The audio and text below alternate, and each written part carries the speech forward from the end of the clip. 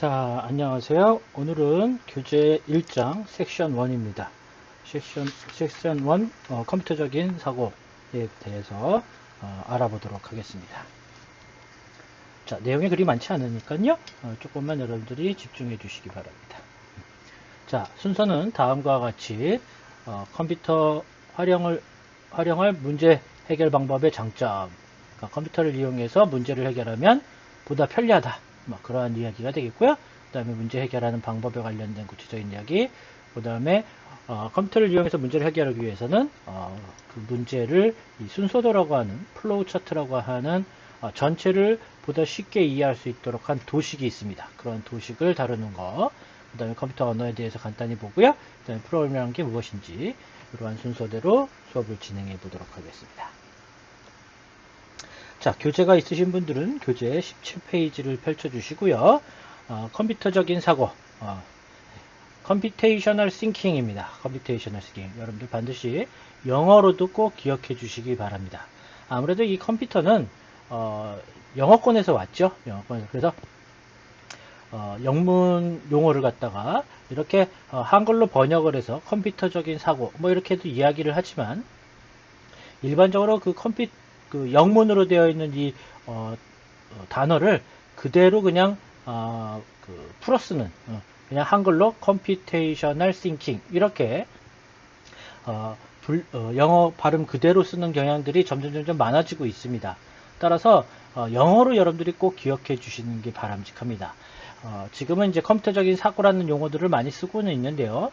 점진적으로 그냥 컴퓨테이셔널 싱킹이라는 용어를 그냥 한글로 그냥 풀어 쓴 형태로 쓸 가능성이 다분히 있습니다. 그래서 한글로 번역된 것만 여러분들이 기억하시면 안 되고요. 영문으로도 꼭 기억해 주시는 거 잊지 마시기 바랍니다. 자, 그럼 컴퓨터 사고라는 것이 무엇이냐? 바로 이 강좌의 목표가 바로 컴퓨터적인 사고를 배양하는 것. 그것이 바로 이 강좌의 목적입니다. 이 강좌의 목적은 여러분들을 모두 컴퓨터 프로그래머로 만들기 위한 것이 아니라 컴퓨터를 이용해서 문제를 해결할 수 있는 능력, 바로 컴퓨터적인 사고를 배양하는 능력, 배양하고자 하는 것, 그것이 이 강좌의 목표입니다. 따라서 컴퓨터적인 사고라는 게 도대체 뭐냐 하는 걸 알아야 되겠죠. 자, 여기 기술되어 있는 것과 같이처럼 컴퓨터 과학의 이론, 기술, 도구를 활용하여 현재의 실생활에서 있는 복잡하고 어려운 문제를 갖다가 해결하는 그러한 능력, 그걸 사고 방식, 그런 거를 컴퓨터적인 사고라고 한다. 즉 간단히 이야기하면 우리 살고 있는 현실에서 살고 있는 복잡한 문제를 컴퓨터를 이용해서 문제를 해결하자 이런 얘기죠. 과거에는 복잡한 사회에 살지 않았기 때문에 단순한 문제들이었기 때문에 충분히 그냥 사람이 혼자서 문제를 해결할 수 있었습니다. 근데 지금은 워낙 복잡한 사회에 살고 있고 그 문제들 자체도 굉장히 복잡하기 때문에 그냥 단순한 사람의 머릿속으로 해결하기에는 너무 어렵다라는 거죠. 불가능하다. 현실적으로 불가능하다. 그래서 컴퓨터를 이용해서 문제를 해결해야겠다라는 겁니다. 그러면 컴퓨터라는 도구를 이용해서 해결을 하니까 컴퓨터에 대한 그 개념을 이해해야지만 컴퓨터한테 제대로 문제를 해결할 수 있도록 지시를 할 수가 있겠죠. 그래서 과거에 우리가 여러분들이 잘 아는 뭐 아래 한글이라든지 파워포인트라든지 그다음에 엑셀과 같은 그러한 어플리케이션을 사용하는 것. 그래서 어플리케이션을 잘 사용을 해서 문제를 해결하는 능력. 그 또한 컴퓨터적인 사고에 해당하기는 하지만 그거는 이제 좀 과거의 이야기고요. 그 정도는 이미 여러분들이 충분히 베이스로 깔고 할 수 있다라는 그런 수준이고요. 이제는 한 단계 올라서서 복잡한 문제를 컴퓨터를 이용해서 어플리케이션을 사용하는 것이 아니라 직접 여러분들이 컴퓨터에게 명령을 주어서 그 컴퓨터를 도구로 활용해 가지고 문제를 해결하는 것. 바로 그것이 지금 현재 이 강좌의 목적이고 바로 그것이 컴퓨터적인 사고입니다. 그럼 컴퓨터적인 사고를 왜 배양해야 하느냐? 뭐 당연히 문제를 해결하기 위해서 배양을 해야 되겠죠. 현실의 복잡한 문제를 해결하기 위해서. 그런데 여러분들도 잘 알다시피 경영을 잘 하려면 경영 마인드가 있어야 합니다. 그렇죠? 좋은 경영 마인드. 좋은 법률가가 되기 위해서는 법적 마인드, 리걸 마인드가 있어야 되겠죠. 마찬가지로 오늘날 살고 있는 우리 세상은 굉장히 복잡하다는 것이죠. 그래서 컴퓨터를 이용해서 해결하지 않고서는 컴퓨터 없이 해결하기에는 너무나도 복잡해서 문제 해결할 수가 없다. 그래서 컴퓨터를 이용해서 문제를 해결해야겠다. 그럼 컴퓨터를 이용해서 문제를 잘 해결하려면 컴퓨터적인 사고를 배양해야겠다. 경영을 잘하려면 경영 마인드가 있어야 되고, 좋은 법률가가 되려면 법률 마인드가 있어야 하는 것처럼, 오늘날 실사회에서 살아가기 위해서는 컴퓨터적인 사고가 반드시 필요하다. 바로 그것이 컴퓨터적인 사고가 되겠습니다. 그래서 오늘날에는 컴퓨터적인 사고가 반드시 필요하다. 컴퓨터가 사용되지 않는 분야가 없기 때문에 컴퓨터를 이용해서 문제를 해결해야 한다. 그래서 마이크로소프트사의 자넷 윈이라는 사람은 무엇을 하던 간에 컴퓨터적인 사고를 해야 한다. 지금 오늘날에는 컴퓨터적인 사고 없이는 문제를 해결할 수 없다. 이런 얘기죠. 그래서 컴퓨터와 소프트웨어 없이 살아갈 수 없는 오늘날과 같은 세상에서는 컴퓨터적인 사고를 학생들이 꼭 배워야 한다라고 주장을 했고, 우리 앞에서 강좌 소개에서도 그 다양한 전문가들이 이 컴퓨터적인 사고를 왜 배양해야 하는지, 컴퓨터 사고를 배양해야 한다는 그러한 주장들을 많이 해오고 있었다라는 것을 여러분들이 이전에 동영상에서 여러분들이 확인해 보셨을 겁니다. 자, 그럼 넘어가셔서요. 자, 컴퓨터적인 사고는 기본적으로 절차적 지식입니다. 자, 이거는 뭐 여러분들도 상식적으로 잘 알고 있는 내용인데요. 문제를 정의하고 알고리즘을 구상하고 프로그램을 작성하고 프로그램을 실행한 후 문제를 해결한다. 이것이 이제 컴퓨터적인 사고입니다. 그런데 우리가 인간 세상에서 우리가 문제를 갖다가 해결하는 방법 자체가 이 순서랑 거의 흡사합니다. 여러분들도 어떤 문제가 있다면 그 문제를 어떻게 합니까? 먼저 그 문제가 무엇인지 정확하게 이해를 하고, 그 다음에 그 문제를 해결할 수 있는 방법을 찾고, 그 다음에 그 방법대로 수행을 해서 진행을 해서 문제를 해결하고, 그 다음 그 문제 해결한 결과가 올바른 결과가 맞는지 확인을 해야 되겠죠? 바로 그 네 단계를 이번에는 컴퓨터를 이용해서 하게 된다면, 컴퓨터한테 해당하는 문제를 해결하기 위해서 알고리즘을 구상을 하고, 컴퓨터가 직접 실행시킬 수 있는 프로그램을 만든 후 컴퓨터가 실행을 시켜서 결과를 해결한다. 이런 이야기가 되겠습니다.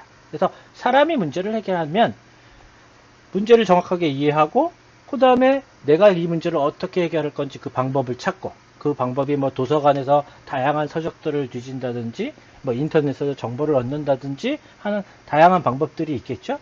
그러한 방법 등을 이용해서 방법을 찾고, 그 다음에 그 방법을 찾은 방법대로 이제 수행을 해서 여러분들 직접 이제 움직여서 문제를 해결하고, 그 해결된 결과물이 올바른 결과가 맞는지 확인하는 절차를 거치겠죠.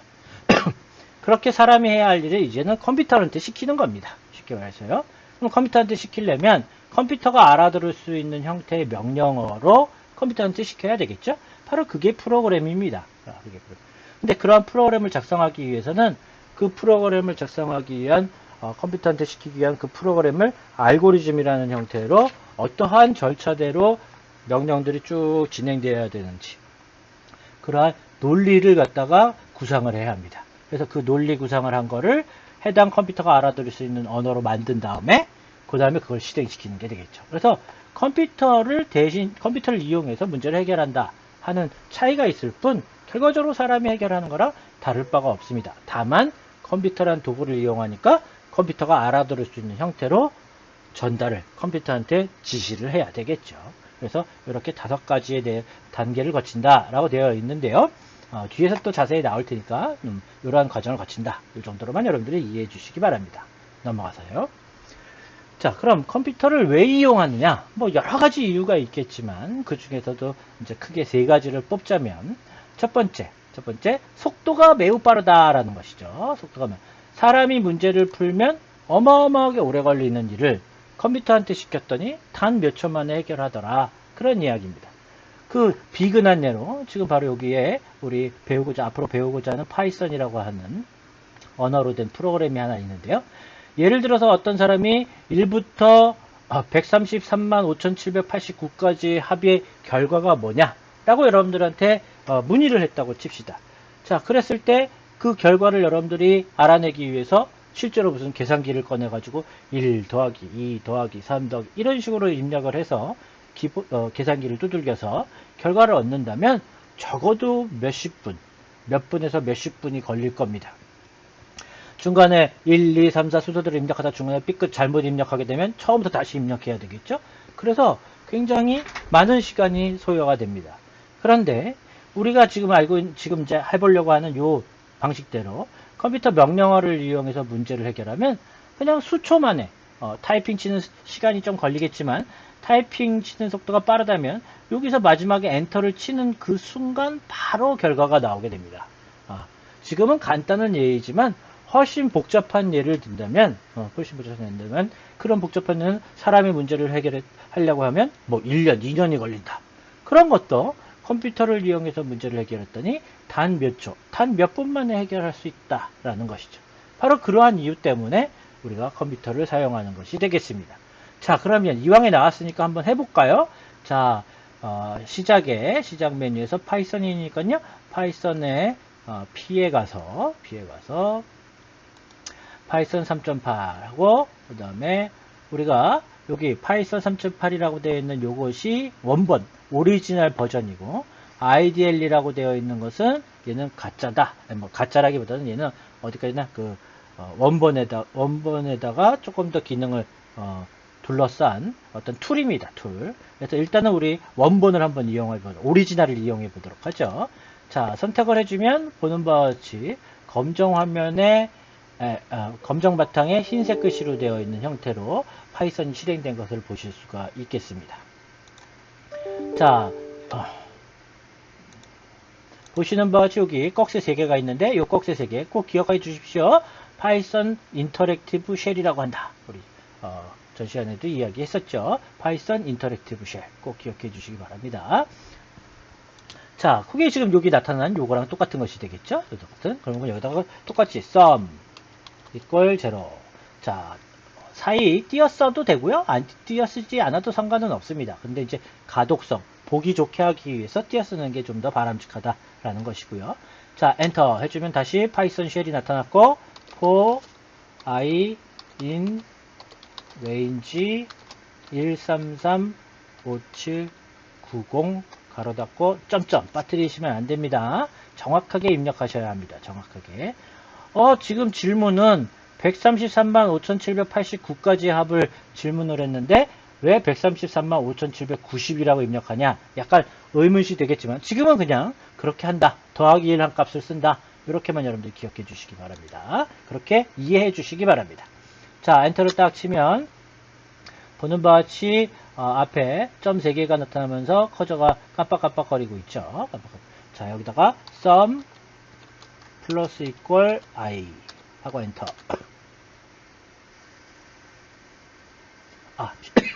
죄송합니다.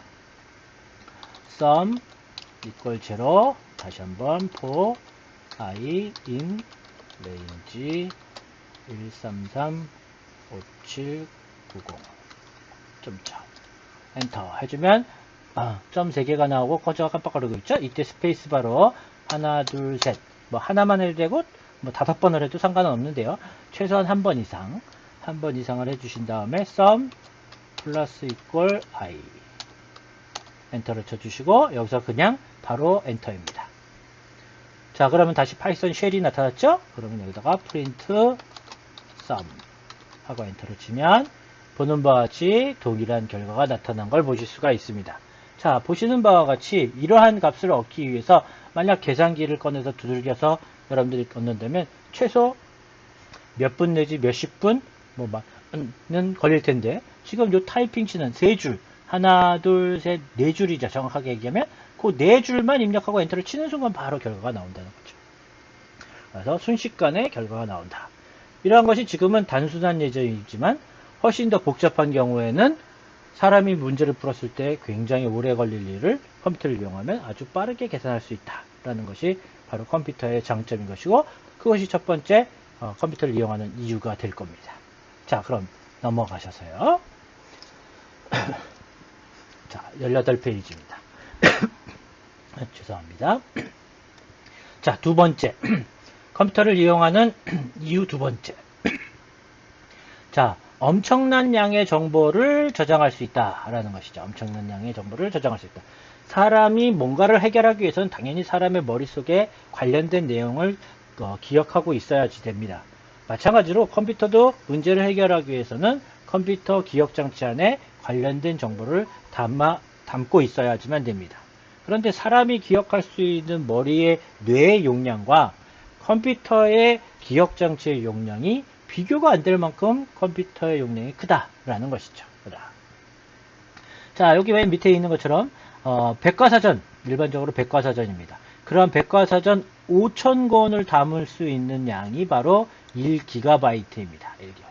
지금 우리 흔히 쓰고 있는, 지금 당장 여러분들이 사용하고 있는 컴퓨터, 사용하고 있는 컴퓨터의 보통 주기억 장치가 4GB 또는 8GB, 뭐 많게는 16GB를 장착해서 쓰시고 계실 겁니다.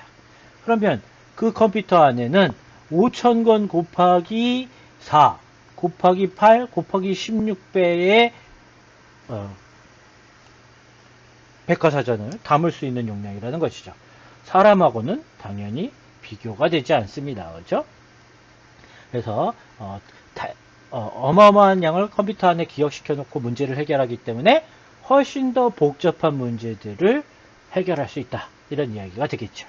자, 그렇다면 이 과정에서 이런 저장에 관련돼서 여러분들이 꼭 알아두어야 될 어떤 상식적인 단어, 상식적인 단위, 즉 컴퓨터 저장 장치에 관련된 단위, 그러한 단위들을 여러분들이 꼭 기억하고 계셔야 됩니다. 이 정도는 여러분들이 상식으로 꼭 알고 계셔야 됩니다. 그 중에 첫 번째가 바로 컴퓨터사의 최소 기억 단위라고 하는 비트인 것이죠. 비트. 그래서 0 또는 1, 둘 중에 하나만을 기억시킬 수 있는 그러한 단위를 비트라고 합니다. 그래서 마치 전구에 불이 들어와 있는 상태 또는 불이 안 들어와 있는 상태. 이렇게 있겠죠? 그래서 전구 하나가 1비트다. 이렇게 생각하시면 되겠습니다. 그러면 전구가 2개가 있다고 칩시다. 전구가 2개가 있으면 총 표현할 수 있는 가지수는 뭐죠? 01 있고, 그 다음에 10 있고, 그 다음에 00도 있을 거고, 그 다음에 11도 있겠죠. 즉 뭡니까? 맨 오른쪽 것만 켜진 상태, 왼쪽 것 켜져 있는 상태, 둘 다 꺼진 상태, 둘 다 켜진 상태. 이렇게 본다면 바로 전구 2개로 표현할 수 있는 건 4가지 중 한 가지를 표현할 수 있다. 이런 이야기가 되겠죠.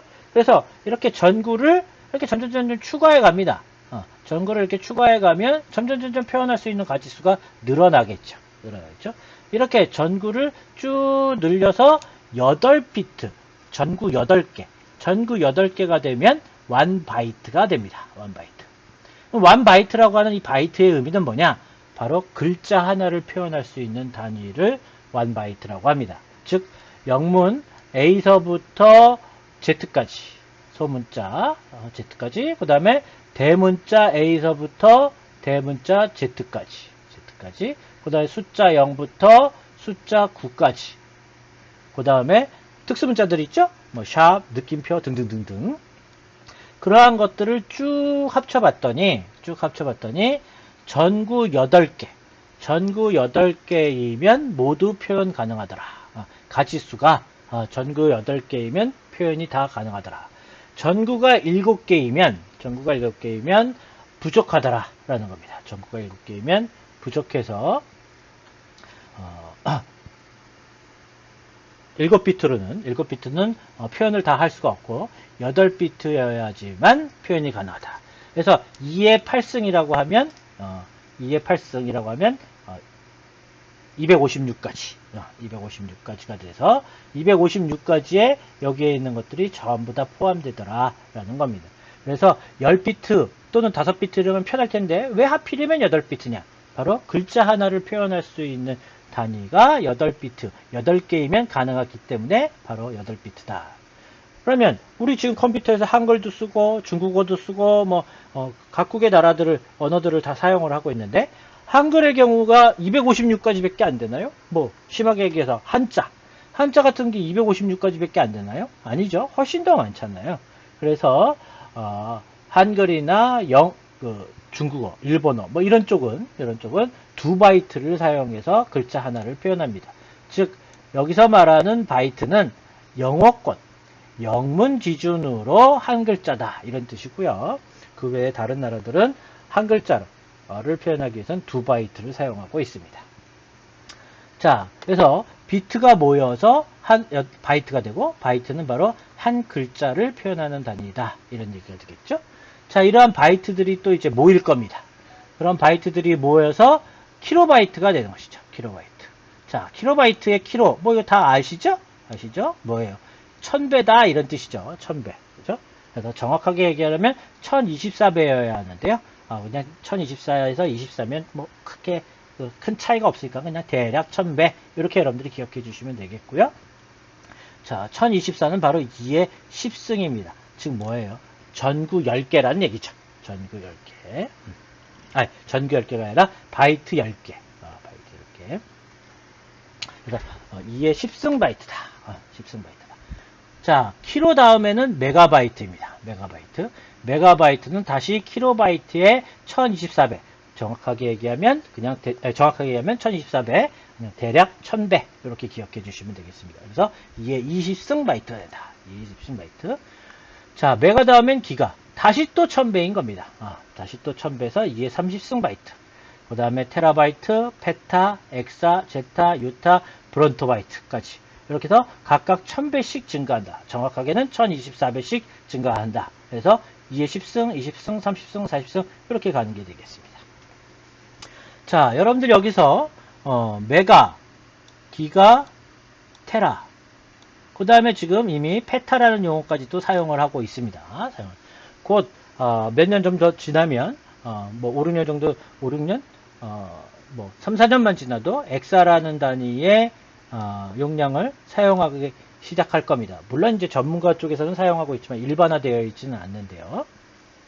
곧 몇 년 안 남았습니다. 그래서 페타라는 단위도 이제 서서히 사용을 하고 있는 단계입니다. 이미 테라는 사용하고 있는 단위이고요. 그래서 최소한 여러분들이 페타까지는 꼭 기억해 주셔야 되겠고요. 현재로서 미래를 좀 본다면, 몇 년 후를 본다면 엑사까지도 꼭 기억해 주시기 바랍니다.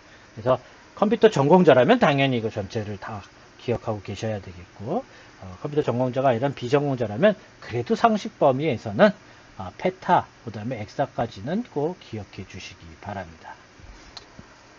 자, 넘어가시죠. 자, 이제 세 번째입니다. 세 번째는 바로 네트워크입니다. 자, 기존에는 네트워크가 있기 전까지만 하더라도요, 컴퓨터의 성능은, 컴퓨터가 할 수 있는 능력은 바로 지금 여러분들이 가지고 있는 그 컴퓨터 자체, 하드웨어 자체의 성능에 딸려 있었습니다. 컴퓨터에 장착되어 있는 CPU의 속도가 얼마나 빠르냐, 그 다음에 주기억 장치나 보조기억 장치의 메인 메모리가 용량이, 그러니까 메모리의 용량이 얼마나 크냐에 따라서 바로 컴퓨터가 할 수 있는 능력이 정해진다. 이런 이야기였죠. 그래서 어떻게 하면 좀 더 빠르고 좀 더 용량을 크게 하고 그러면서도 소형화시키는 그런 거에 우리가 중점을 두었죠. 자, 그런데 컴퓨터와 컴퓨터를 이제 연결시킨 겁니다. 바로 그거를 네트워크라고 하죠.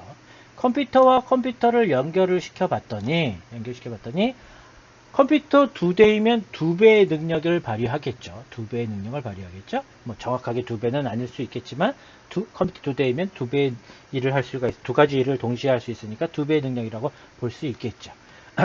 컴퓨터 2대, 3대, 4대를 막 연결을 했더니 이게 2대를 연결하면 2배의 성능이 아니라 2점 몇 배. 3대를 연결하면 3배가 아니라 뭐 3.78배.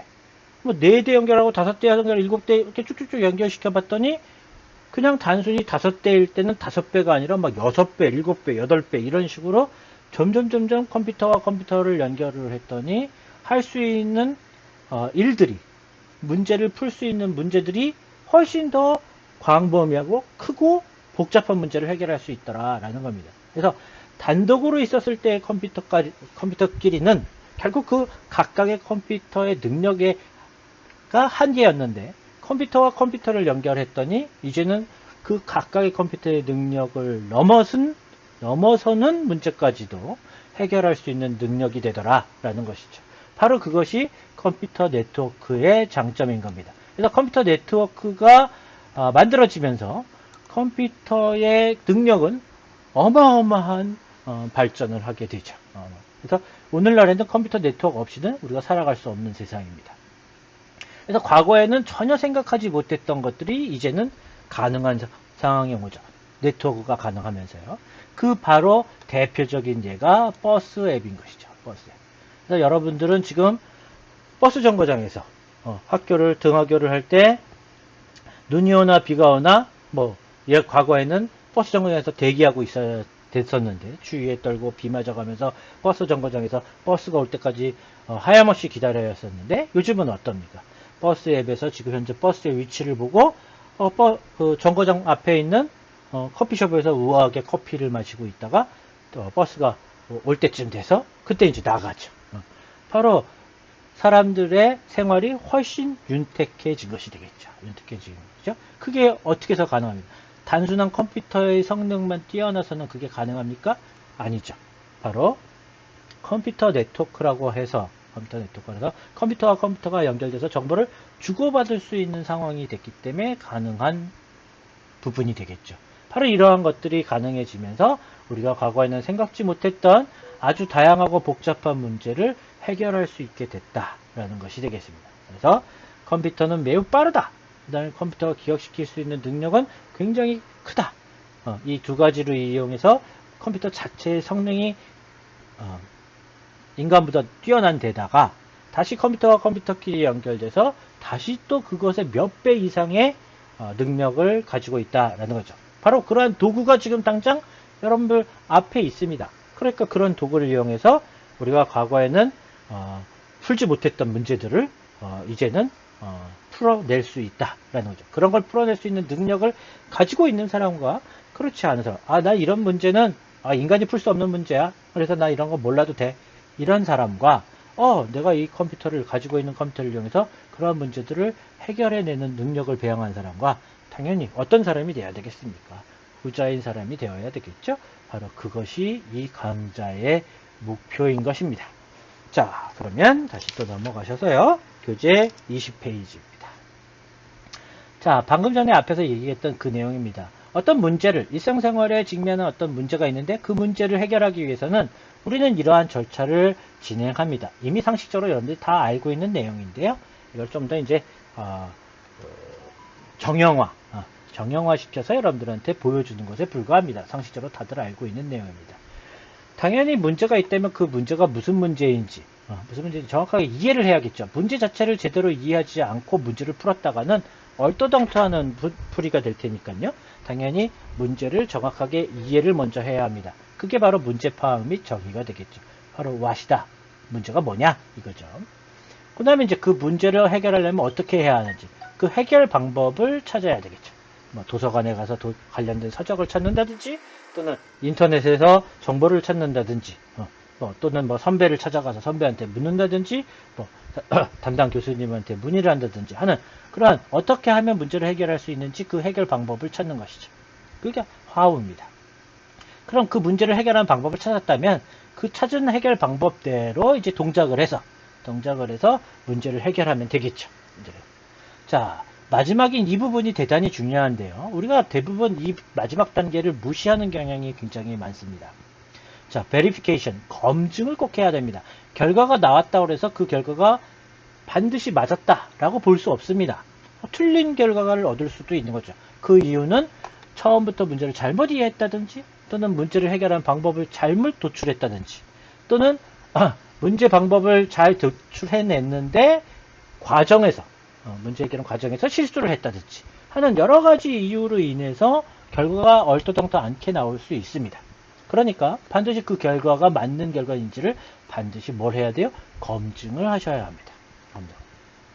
이 부분을 갖다가 대부분 무시를 하고 그냥 넘어감으로써 이 결과가 나오면 이 결과가 당연히 맞는 거야 이렇게 생각하고 검증도 안 하고 그냥 무시하고 넘어갔다가 나중에 아주 어마어마한 피해를 보게 되는 경우들이 종종 많이 있습니다.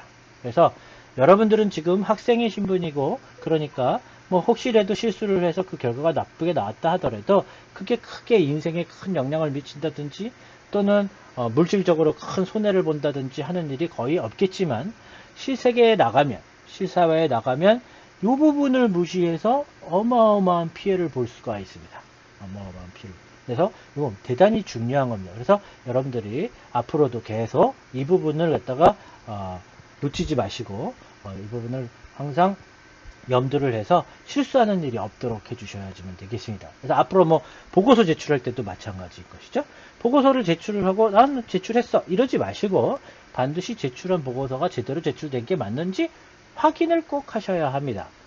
항상 보면요, 제출을 해놓고 제출 마감 기간 끝난 다음에 채점을 해보려고 내가 채점을 쭉 하다 보면 얼토당토 않은 걸 제출하는 사람들이 있습니다. 자기는 이 답안을 제출했다라고 생각을 하고 있는데 실제로 제출된 파일 열어보면 얼토당토 않은 다른 걸 제출한 것이죠. 그럼 시간 다 지난 다음에 죄송합니다 교수님 제가 실수했어요. 그런 건 없습니다. 그건 학생의 신분에서나 가능한 거지 사회에서는 절대 그런 거 없죠. 그러니까 뭘 해야 됩니까? 제출을 하고 나서 그 제출된 파일을 다시 한번 확인을 꼭 해보셔야 되는 겁니다. 바로 그게 검증이라고 하는 베리피케이션 단계가 되겠죠.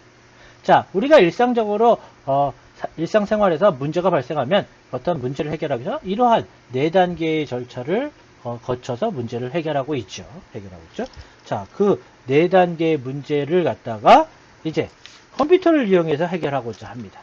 그래서 컴퓨터를 해결하기 위해서 컴퓨터한테 명령을 줘야 되는데 컴퓨터가 알아들을 수 있는 그 명령은 크게 이렇게 3가지밖에 없습니다. 이렇게 3가지밖에 없습니다. 그래서 순차, 조건, 반복이라고 하는 요 3가지밖에 없는데 요 3가지의 명령어들을 컴퓨터 명령을 익혀서 그 컴퓨터 명령들을 쭉 나열을 하게 되면 아무래도 우리 인간이 일상생활에서 사용하는 표현하고는 다르니까 조금 거부감이 있습니다. 좀 이해하기가 좀 어렵다든지 하는 것들이 있습니다. 또 해야 할 일이 많아져서 그 내용이 굉장히 길어지면 전체가 잘 보이지 않습니다. 숲이 보이지 않는다는 거죠. 숲이. 나무들은 보이는데 그 안에 와 있어요. 숲 안에 이미 들어와 있으니까 나무들은 자기 주변에 있는 나무들은 잘 보이지만 지금 이 숲이 어떤 형태로 되어 있는지 전체를 보기가 너무 어렵습니다. 그래서 그러한 것들을 윤곽적으로 잘 볼 수 있도록 도와주는 역할을 하는 게 바로 플로우 차트라고 하는 도식이 되겠습니다. 그래서 글로 쭉 되어 있는 것보다 그림으로 표현하면 여러분들이 훨씬 보기가 편하잖아요. 바로 그러한 효과를 얻고자 하는 것이 플로우 차트가 되겠습니다. 이러한 플로우 차트에는 대략 30여 가지의 표기법들이 있습니다. 근데 우리는 이런 30여 가지 다 필요 없고요. 딱 요 4가지만 여러분들이 기억해 주시면 되겠습니다. 요 4가지만. 그래서 사각형, 마른 목골, 그 다음에 평행사변형, 그 다음에 화살표. 그래서 사각형은 어떤 처리, 무슨 일을 한다라고 하는 그런 처리를 말하고요. 그 다음에 마른 목골은 판단, 디시전이라고 해서 판단. 조건을 만족하면 이쪽으로 가고 조건을 만족하지 않으면 저쪽으로 간다라고 하는 그런 어떤 비교 판단이 되겠습니다. 그 다음에 평행사변형은 컴퓨터 화면으로 결과물을 보여준다든지 컴퓨터에다가 정보를 담기 위해서 키보드로 여러분들이 타이핑을 친다든지 하는 그런 입출력에 관련된 표기법이고요. 그 다음에 이제 화살표는 그냥 흐름선입니다.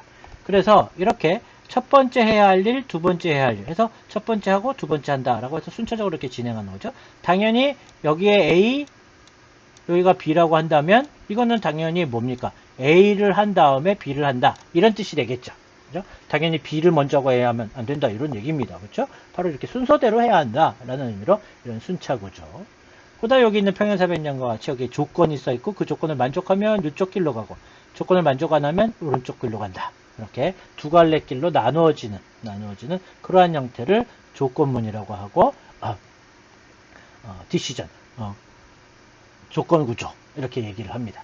그 다음에 이 조건을 만족하는 동안 이 과정을 조건을 만족하면 이렇게 계속해서 조건을 만족하면 계속 이렇게 반복을 하다가 조건을 만족 안 하면 이제 빠져나간다 하는 이런 반복 구조 이렇게 3가지로 구성되어 있습니다. 그래서 모든 프로그램은 여러분들이 사용하고 있는 뭐 아래 한글이 됐던 또는 지금 보시는 이 강의록을 볼 수 있게 해주는 어플리케이션이 됐던 또 핸드폰용 여러분들 게임이 됐던 그 모든 프로그램을 쭉 안을 갖다가 세밀하게 열어서 보면 결국 요 세 가지의 조합으로 구성되어 있는 겁니다. 그래서 여러분들이 이번 학기에 이 과목에서 여러분들이 학습해야 되는 내용은 이 세 가지가 답니다. 세 가지가 답니다. 굉장히 쉽죠. 그래서 어렵지 않습니다. 이 강좌는 컴퓨터 프로그램, 즉 컴퓨터 전공자를 위한 강좌가 아니라 일반 교양 강좌로 누구나 이해할 수 있을 정도로 아주 평이한 수준의 내용을 다루고 있지, 컴퓨터 전공자만이 알 수 있을 만큼 복잡한 내용, 어려운 내용은 다루지 않습니다. 그래서 여러분들 이 세 가지만 이해하시면 되는 겁니다. 그래서 누구나 이해할 수 있으니까 조금만 집중해 주시면 누구나 이해할 수가 있다, 이런 얘기가 되겠습니다. 자, 넘어가셔서, 자 앞에 있는 이 순차 구조는 그냥 이게 끝이고요. 뭐 별다른 이야기할 내용이 없고요. A 한 다음에 B를 한다, 이게 끝입니다. 자, 반면에 이제 조건하고 반복은 조금 세분화를 시켜볼 수가 있는데요. 자, 그 중에 조건에 대해서 잠깐만 보시면 지금 요겁니다. 요거죠.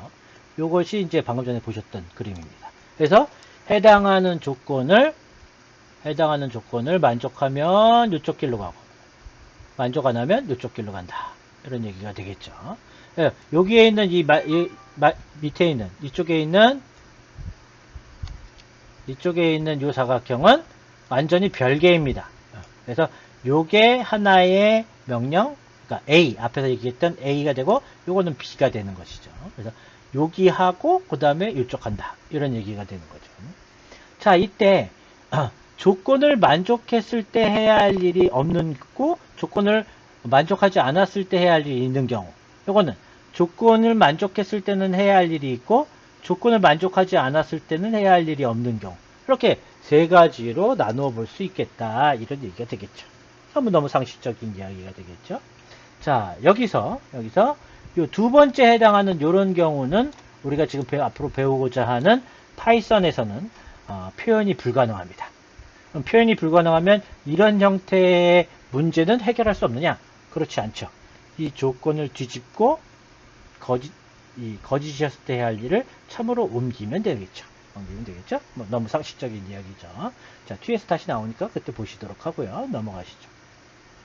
자, 반복 구조입니다. 자, 요 조건을 만족했을 때 계속 이 과정을 반복을 하다가 조건을 만족하지 않으면 빠져나간다. 앞에서 봤던 그림이 바로 요 그림입니다.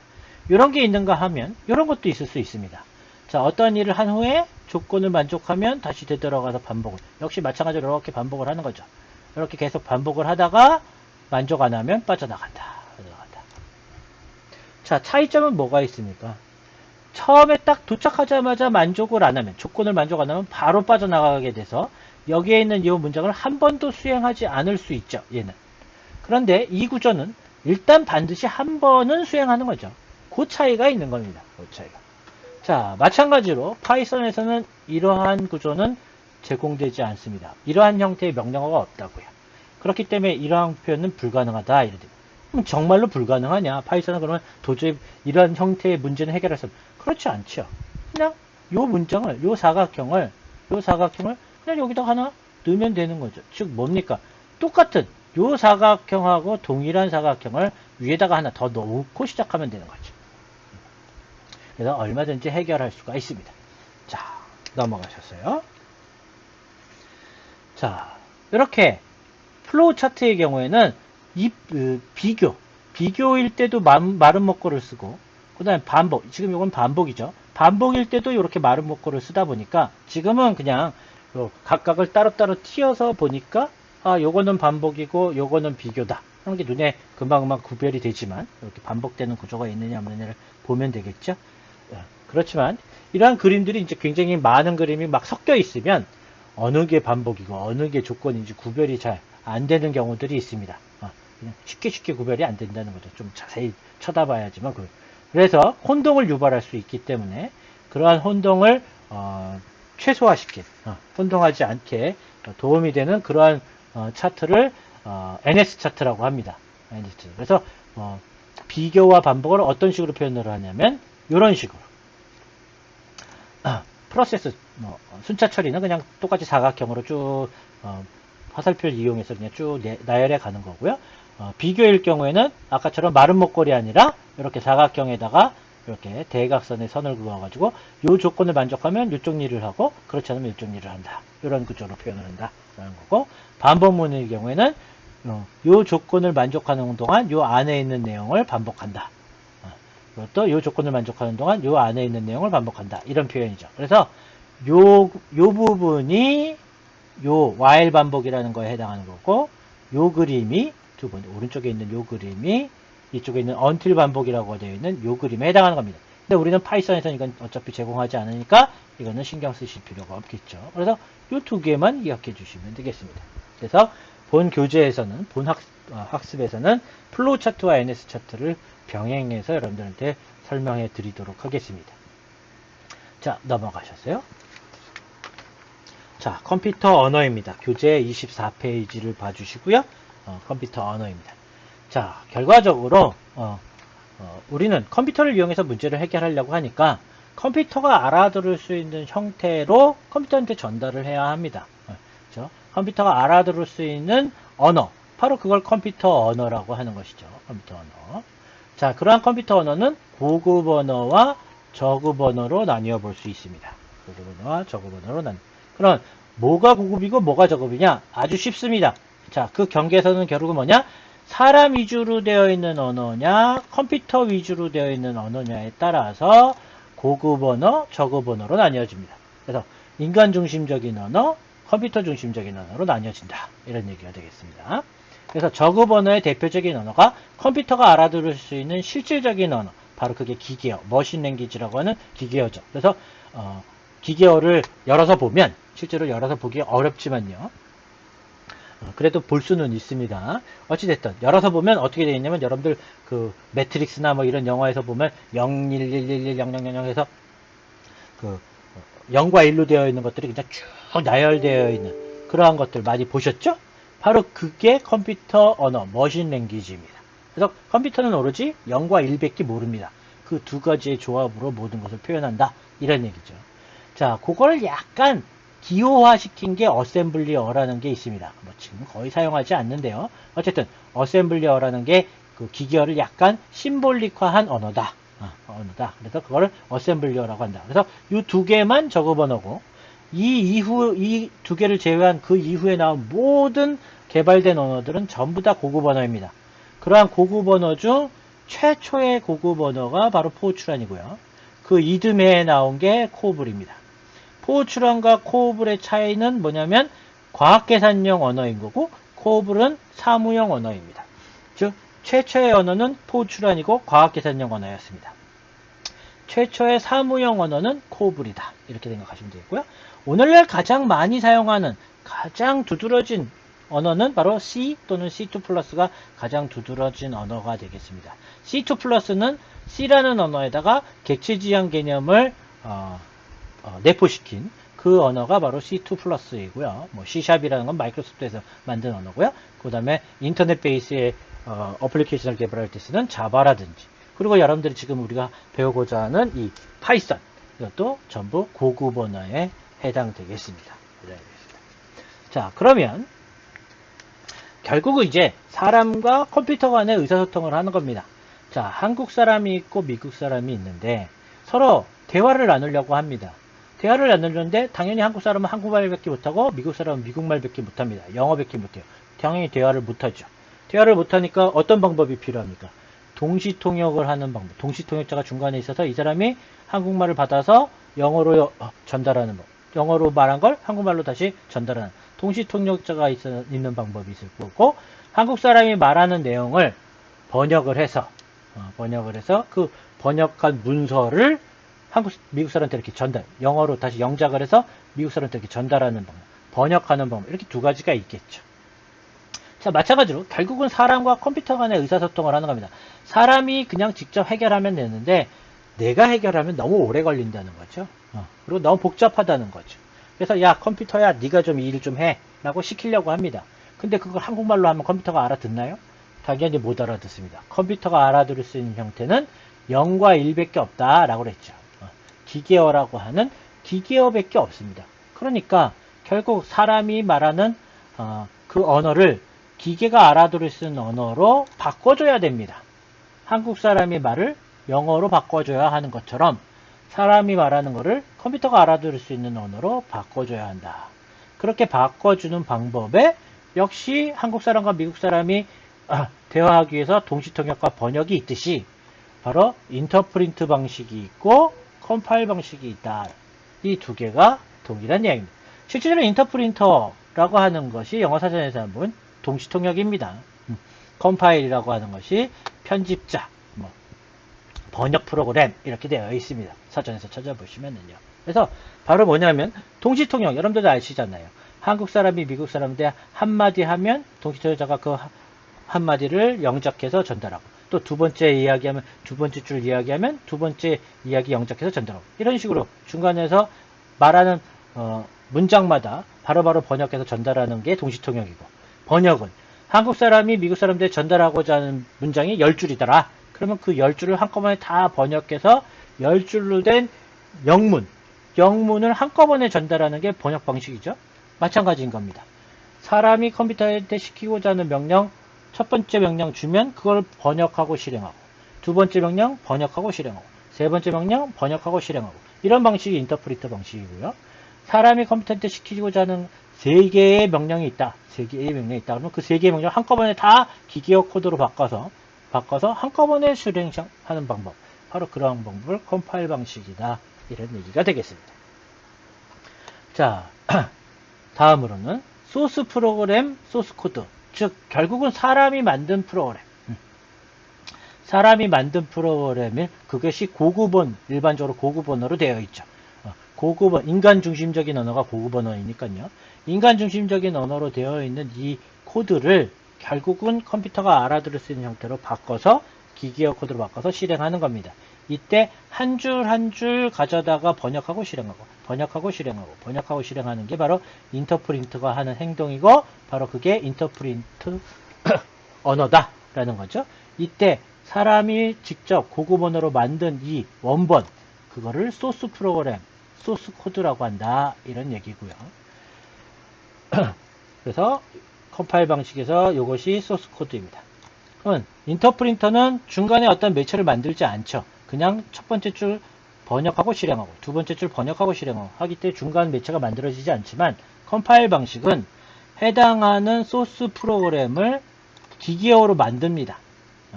그래서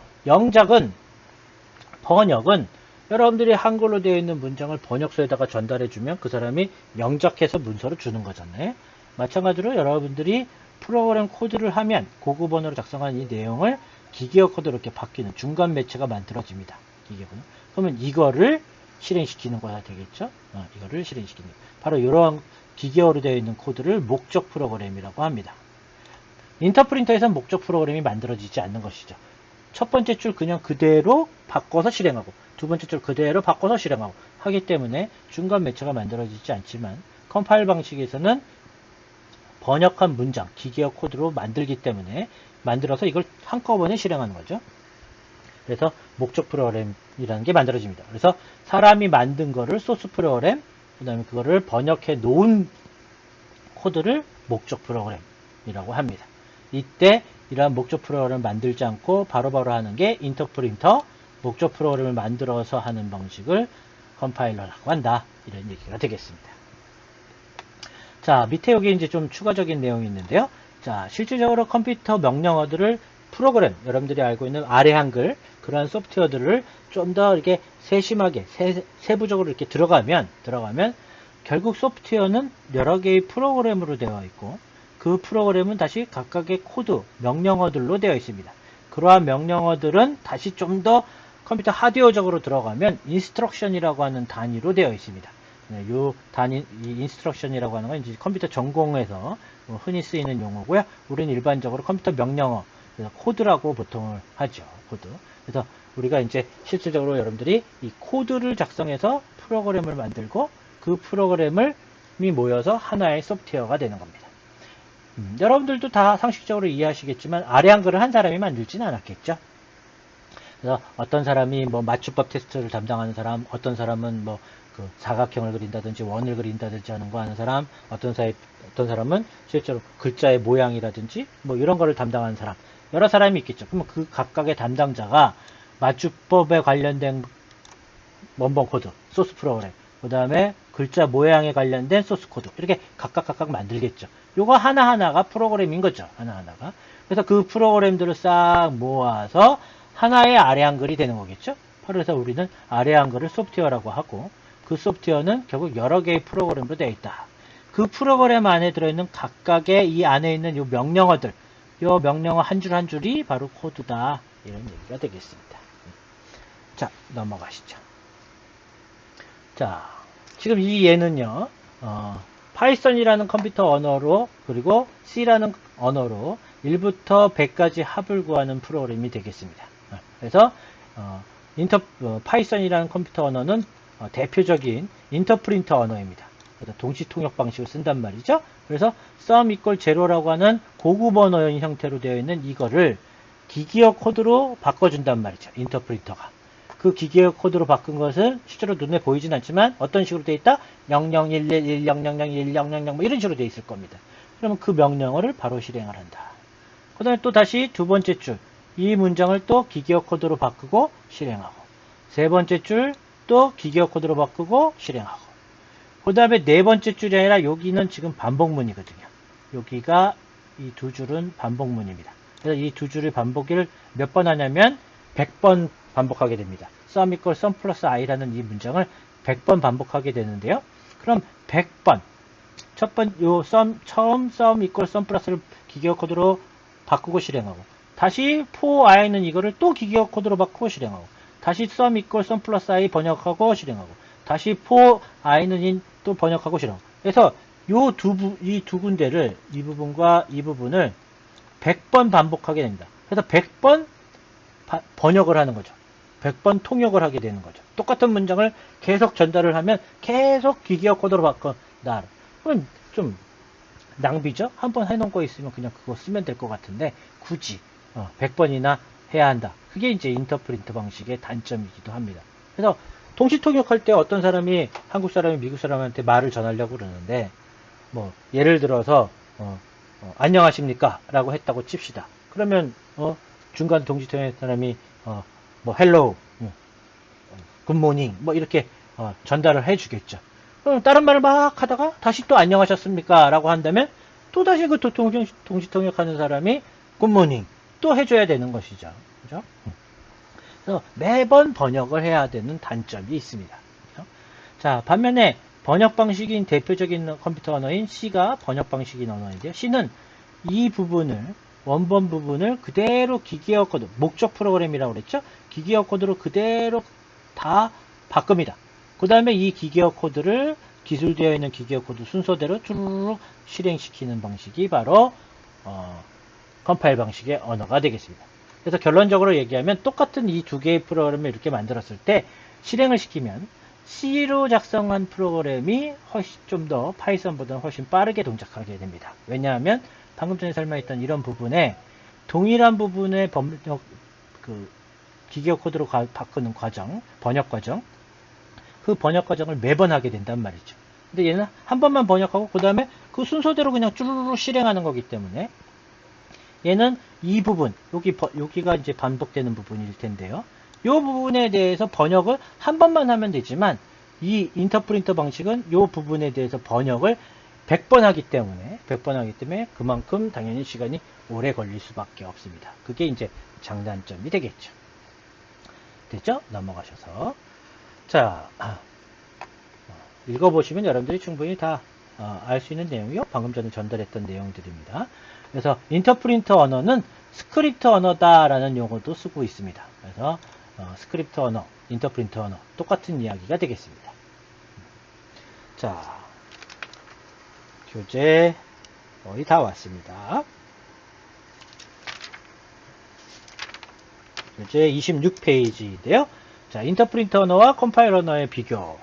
자, 인터프린터 언어는 마치 원본 프로그램이 기계어 코드로 바꾸고 실행되다 보니까 마치 그냥 바로 원본 프로그램, 고급 언어로 되어 있는 프로그램 자체가 실행되는 것처럼 보입니다. 실질적으로는 아니죠. 실제로는 내부적으로 기계어 코드로 바꾸는 과정이 진행되고 실행이 되는 거지만 사용자 입장에서 보면 그런 내부적으로 그 번역하는 과정을 눈으로 보여주지 않기 때문에 그냥 바로 실행되는 것처럼 보입니다. 그래서 실행 언어다 이런 얘기고요. 반면에 컴파일 언어의 경우에는 내가 원본 프로그램을 소스 프로그램을 만들어 놓은 것을 기계어 코드로 만들어진 것이 것이 만들어집니다. 기계어로 번역된 것들이 만들어집니다. 그래서 그 번역된 목적 프로그램 그것이 실행되는 거니까 번역 언어다 이렇게 얘기할 수 있다라는 얘기죠. 그 다음 실행 방법 필요할 때마다 실행되고 한꺼번에 실행된다. 방금 전에 이야기했듯이 이 부분이 매번 실행할 때마다 이 부분이 100번 실행하게 되거든요. 반복을 100번 한단 말이죠. 그러니까 반복을 100번 하니까 100번 번역이 됩니다. 100번 번역이. 반면에 여기는 번역은 한 번은 하고 번역을 한 번을 해서 기계어 코드를 만들고 실행할 때 그 실행 코드를 그러니까 기계어를 머신 랭귀지를 그냥 100번 실행하는 거죠. 그렇죠? 그러니까 번역은 한 번만 하고 실행만 100번 하는 것이지 실행하는 것에 반대 여기는 번역도 100번 하고 실행도 100번 하는 것이죠. 바로 그런 면에서 필요할 때마다 실행해서 하는데 비해서 얘는 전체를 한꺼번에 실행된다. 그래서 실행 속도가 전반적으로 당연히 얘는 느리고 얘는 빠르다. 그리고 수정이 인터프리터 언어가 쉽습니다. 왜냐하면 이렇게 실행이 되는 과정이 눈으로 보이다 보니까 중간에 어디 부분에서 멈췄다. 그러면 거기가 잘못된 거죠. 반면에 C 언어와 같은 이런 컴파일 방식의 언어는 이 기계어 코드로 이렇게 변환하는 과정에서 코드 안에 실수가 있었다 그러면 변환이 안 됩니다. 최종적인 기계어 코드가 만들어지지 않습니다. 즉 완벽해야지만 기계어 코드가 만들어져요.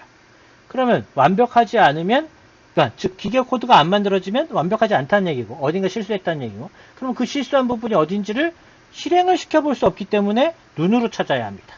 사람의 머릿속으로 프로그램을 작성한 본인이 이렇게 돼가지고 저렇게 돼서 이렇게 돼가지고 이렇게 그 과정을 여러분들이 머릿속으로 그려서 여기서 내가 잘못했구나 하는 걸 찾아내셔야 합니다. 그러니까 아무래도 어렵다고 느낄 수밖에 없죠. 인터프린트는 첫 번째 거 바꾸고 실행하고 두 번째 거 바꾸고 실행하고 세 번째 거 바꾸고 과정에서 에러가 났다. 문제가 있었다. 코드를 잘못 썼다. 그럼 거기서 멈추거든요. 그러면 여기서 멈췄으니까 여기가 잘못됐겠구나 하는 걸 바로 알 수가 있다라는 거죠. 그래서 문제가 있기 전까지의 내용은 실행이 되기 때문에 우리가 쉽게 어디 문제점을 쉽게 찾을 수 있다라는 것인데 비해서 이 번역 방식인 컴파일 방식의 언어는 이 전체가 완벽하지 않으면 기계어로 바꾸지 않고 기계가 없으면 실행을 시킬 수가 없는 거니까요. 그러니까 실행을 시켜볼 수가 없습니다. 그러니까 잘못된 부분을 눈으로 찾아야 한다는 것이죠. 그렇기 때문에 수정이 어렵다라는 겁니다. 수정이 어렵다. 그래서 우리가 배우는 파이썬이 대표적인 인터프린터 언어고요. C나 C2+가 대표적인 컴파일 언어입니다. 자, 넘어가셔서요. 자, 프로그램이라고 하는 건 결국 코드들의 집합이다. 앞에서 설명했던 그 내용이죠. 그래서 코드들의 집합이 프로그램이 되는 거고 그 프로그램에 모여서 소프트웨어가 된다. 그래서 결국은 원본, 소스 프로그램, 소스 코드다 이런 얘기가 되겠습니다. 그래서 일반적으로 그 원본 프로그램을 만들어 놓으면 여러분들이 아래 한글로 문서 만든 다음에 반드시 뭐합니까? 저장하죠? 아래 한글 파일로 저장하잖아요. 마찬가지로 프로그램도 프로그램 코딩을 했으면 그걸 반드시 저장을 해야 합니다. 바로 그 저장된 파일이 소스 코드 파일이다 이런 얘기가 되겠죠. 파이썬의 경우는 스크립트 언어이니까 스크립트 파일이다 라고도 얘기하고 파이썬의 경우에는 확장자로 .py가 붙습니다. C 언어의 경우는 .c가 붙는다 이런 얘기고요. 넘어가셔서요. 자, 그럼 파이썬을 실행하는 방법 우리 이미 전번에 했었던 내용이긴 한데요. 파이썬에서 프로그램을 실행시키는 방법은 크게 두 가지로 나누어 볼 수가 있습니다. 인터랙티브 쉘, 파이썬 인터랙티브 쉘에서 실행하는 방법이 있고 그 다음에 독립적인 파일 형태로 만드는 방법 두 가지가 있습니다. 파이썬이 빠졌네요. 파이썬 인터랙티브 쉘입니다. 자, 이건 무슨 얘기냐? 자, 우리가 아까 전에 이렇게 해봤었죠? 바로 여기에 파이썬 인터랙티브 쉘이라고 했고 바로 지금 이 방식이 인터랙티브 쉘, 파이썬 인터랙티브 쉘 방식이다 이런 얘기고요. 이 방식의 경우는 자 1부터 100까지 1부터 133만 5789까지 합을 구하는 프로그램이었는데요. 이거를 갖다가 다시 똑같은 프로그램을 다시 한번 실행시켜서 결과를 얻어야 되겠다 라고 한다면 처음부터 다시 타이핑 쳐야 합니다. 똑같은 내용을 또 입력해야 한단 말이죠. 여러분들이 아래 한글로 문서를 만든 다음에 나는 그 문서를 프린트를 한 후 다시는 그 문서 사용하지 않겠다. 그러면 뭐 상관없지만 만약에 그 문서를 내가 나중에 다시 또 프린트를 해야 되겠다. 그러려면 지금 당장이 아니라 뭐 열흘 후에 또 프린트를 하겠다. 그러면 뭐 합니까? 저장하시죠. 저장을 반드시 해 놔야 되는 것이죠. 마찬가지입니다. 자, 요 내용을 저장해 놔야 합니다. 요 내용을. 근데 요 내용을 저장할 수가 없단 말이죠. 쉘 상태에서. 그래서 요 내용이 저장된 파일을 만드는 방식. 바로 그것이 독립된 파일로 만드는 방식이다. 이런 얘기입니다. 자, 요거는 차차 우리가 앞으로 진행하면서 여러분들이 해보게 될 테니까요. 어쨌든 두 가지 방식이 있다. 이 정도로만 여러분들이 기억을 해주시고요. 지금은 넘어가시도록 하죠. 자, 그러면 두 번째 방식에 해당하는 것을 한번 직접 해보도록 하죠. 자, 간단한 예를 한번 해보시겠습니다. 자, 그러면 다시 한번 파이썬 쉘에 가셔서 파이썬에 가셔서 P에 가셔서 요번에는 IDL이라는 걸 좀 실행시켜 주시기 바랍니다. 자, 선택을 해주시면 자, 이거 그대로 두고요. 그대로 두고 자, 실행을 시켜주시면 지금 이게 새로운 창이 떴는데요. 바로 이것이 파이썬 IDL입니다. 자, 요거와 요거 두 개를 비교해 보시면 똑같은 걸 알 수가 있습니다. 자, 맨 위에 파이썬 3.8.3가 쭉 나오는 거 똑같은 내용이 써있죠? 똑같은 내용이. 자, 결론적으로 여기는 검정 바탕에 흰색인데 여기는 흰 바탕에 검정색으로 써있다 라는 차이가 있을 뿐 똑같이 파이썬 쉘 그대로 있는 거 볼 수가 있고 여기다가도 똑같이 sum equal 0 for I in range 1335790 하고 엔터 해주면 아까와 달리 아까는 커저가 바로 여기에 있어서 여기서 sum 하고 엔터를 쳤더니 에러가 떨어져서 아까 여기서 두세 칸 띄었죠. 자, 여기에서 커저가 여기에 있는 것이 아니라 포 밑에 있는 것이 아니라 이미 두세 칸 정도, 세네 칸 정도 들어가 있습니다. 자동으로. 바로 여기 이제 장점인데요. 자세한 이야기는 다음 시간에 하도록 하고요. 어쨌든 바로 그냥 sum 플러스 equal I. 자, 다시 엔터. 그 다음 print sum 해주면 똑같이 결과가 나타나는 걸 보실 수가 있겠죠. 자, 바로 이것이 지금 쉘 방식의 파이썬 인터랙티브 쉘 방식의 코딩 방법입니다. 그래서 매번 실행시킬 때마다 명령어를 한 줄씩 한 줄씩 입력하는 거죠. 그런데 똑같은 명령어를 똑같은 프로그램을 다시 또 실행시켜 보고 싶다 그러면 또 입력을 하셔야 합니다. 매번. 자, 그거를 불편하니까 파일로 만드는 방법으로 한번 해보도록 하죠. 자, 지금 여기에 있는 이 내용을 쉘로 한번 먼저 해볼까요? 자, 맨 위에 있는 테스트는 하실 필요가 없고요. 자, import random 그 다음에 데이터 이걸 대한 인국 만세. 자, 앞에는 더블 코테이션으로 했고 뒤에는 민국은 싱글 코테이션으로 했는데요. 상관없습니다. 더블로 하고 더블로 맞고 싱글로 하고 싱글로 맞고 해주시면 되는 것이지 더블로 쓸 건지 싱글로 할 건지는 여러분들 취향이 되겠습니다.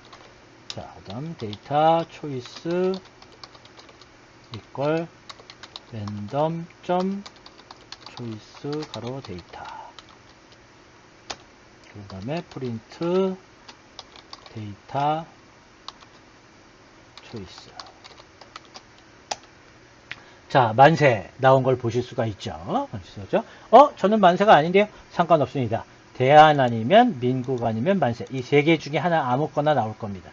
자, 다시 한번 또 실행을 시키기 위해서 다시 또 여기다가 임포트 랜덤에서 또 이 네 줄을 그대로 또 입력을 하고 실행을 시키면 이번에는 만세가 아니라 다른 게 나올 수 있습니다. 자, 지금 이 상태에서 커저를 위로 올려서 키보드 윗방향 화살표를 눌러서 커서를 옮긴 다음에 엔터를 치면 그대로 현재 위치했던 내용이 나옵니다. 요건 이제 추가적인 기능입니다. 원래는 타이핑을 쳐야 되는데 좀 더 이제 편리한 기능으로 제공해 주는 거죠. 자, 엔터. 다시 또 위로 올려서 두 번째 문장에 가서 엔터 치면 나올 테고, 또 세 번째 줄에 가서 엔터 치면 나오겠죠? 자, 그 다음에 또 프린트 데이터 초이스 하고 엔터. 이번에는 대안이 나온 걸 보실 수가 있습니다. 또 실행시키려면 똑같은 과정을 또 해야 되는 거죠. 매번 이렇게 해야 되는 겁니다.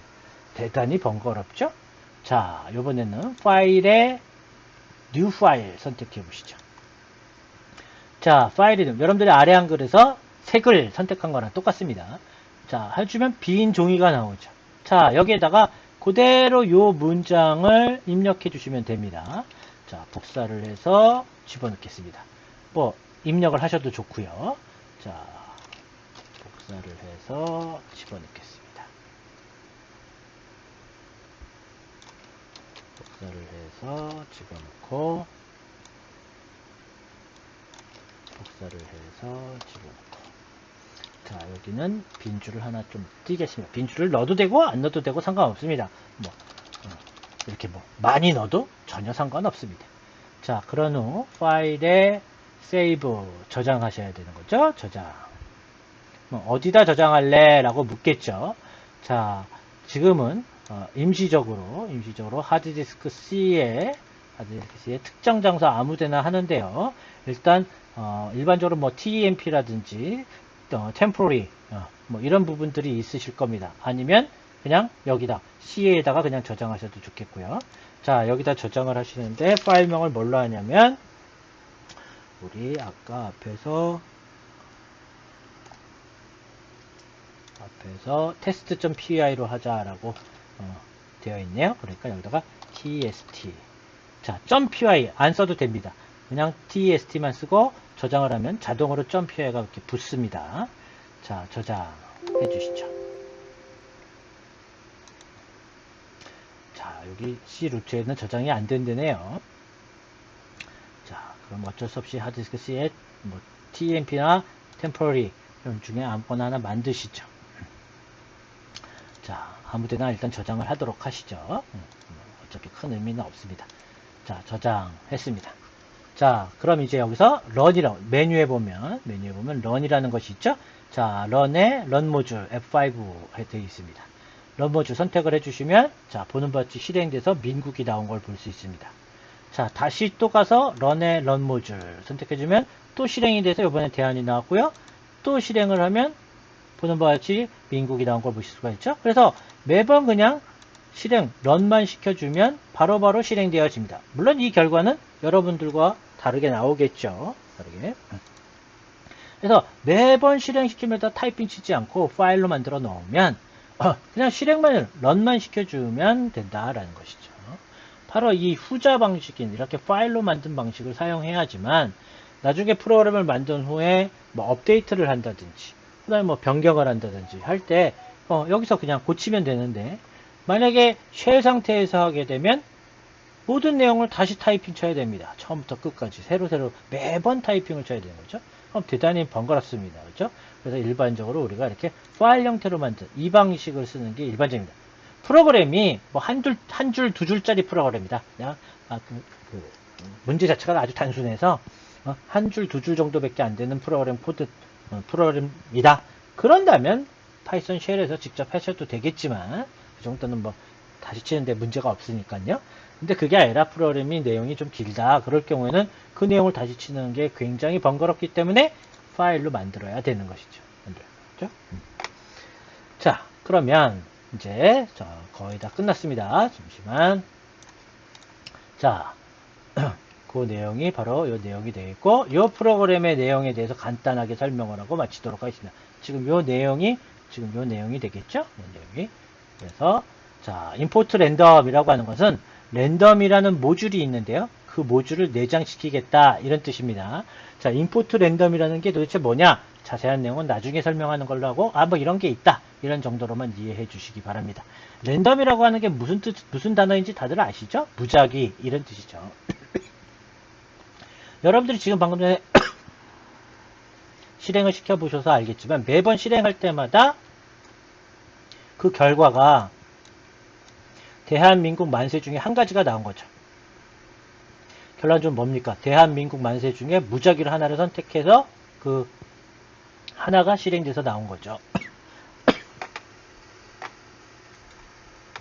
자, 바로 그러한 무작위 기능을 사용하려고 하다 보니까 임포트 랜덤이라고 한 것을 기술한 겁니다.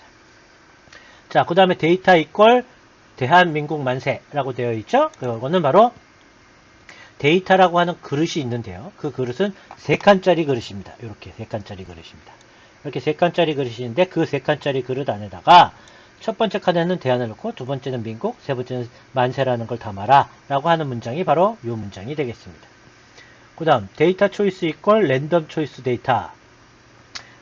데이터라고 하는 요 그릇이 요거라고 그랬죠. 그래서 요 그릇에서 무작위로 선택해 이런 얘기죠.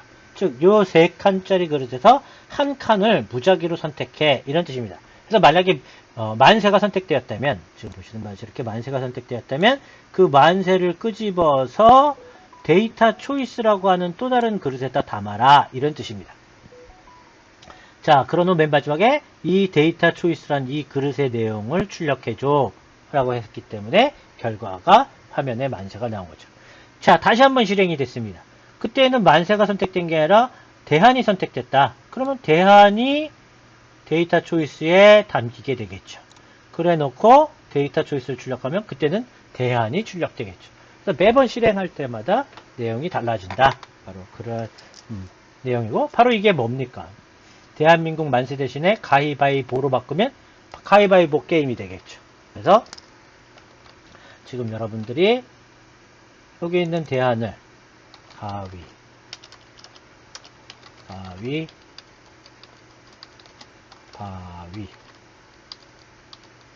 보로 바꿔놓고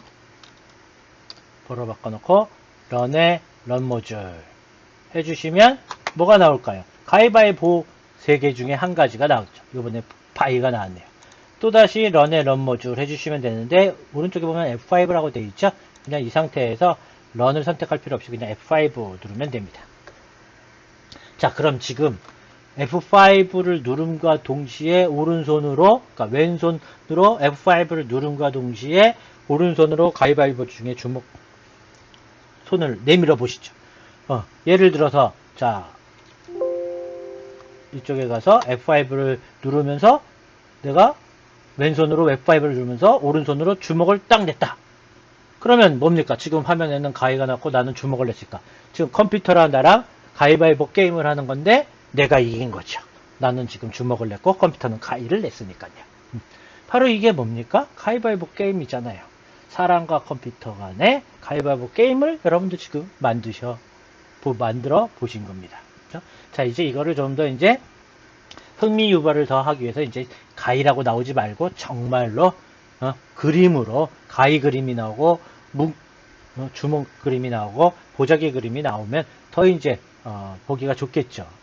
그런 식으로 점점 출력되는 형태를 좀 더 보기 좋게 만드는 것 뿐이지 가위바위보 게임의 원리는 그냥 이겁니다. 그렇죠? 이거랑 다를 바가 없겠죠. 그렇죠? 자, 그래서 여러분들이 지금 최초의 게임 프로그램을 만드셨습니다. 자, 넘어가시도록 하죠. 자, 연습 문제, 교재 31페이지는 연습 문제이고요. 그 연습 문제는 뭐 여러분들이 풀어보시면 되겠습니다. 자, 이것으로 섹션 1장 컴퓨터적인 사고를 마치도록 하겠습니다. 수고 많으셨습니다. 감사합니다.